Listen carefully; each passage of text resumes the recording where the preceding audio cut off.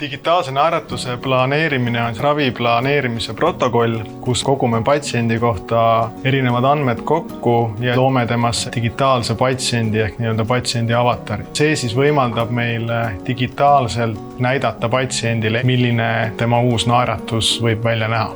Patsiendi jaoks on kasulik just eelkõige sellepärast, et ta on raviprotsessi kaasatud ja raviplaan muutub oluliselt selgemaks ja patsient näeb, milliseid protseduure on vaja teha, et soovitud tulemuseni jõuda. Esimene visiit on see, kus me teeme patsiendiga intervjuu, küsime tema soove, eesmärke, põhilisi kaebuseid ja milleks ta nii-öelda valmis on. Siis teeme suust skaneeringu, teeme röntgeni, teeme 5 fotot ja 1 video. Fotod annavad meile staatilise pildi patsiendi naeratusest, puhkeolekust ja videos annab dünaamilise liikuvuse, et kuidas patsiendil rääkides, naeratades ja erinevaid tähti hääldades hambaid näha on. Ja kui meil see esimesel visiidil andmed on kogutud, siis teemegi naeratuse disaini, millest prinditakse mudel.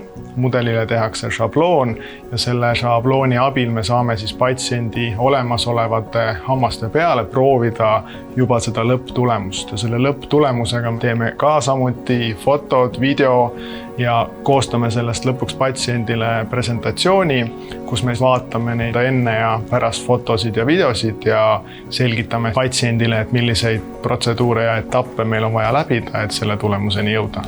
Patsiendile on hea just selle tõttu, et ta näeb saavutatavat tulemust ette. Ta saab ise anda tagasisidet, et kas see disain temale sobib. See on läbipaistvam, sest et kõik etapid on patsiendi jaoks visualiseeritud.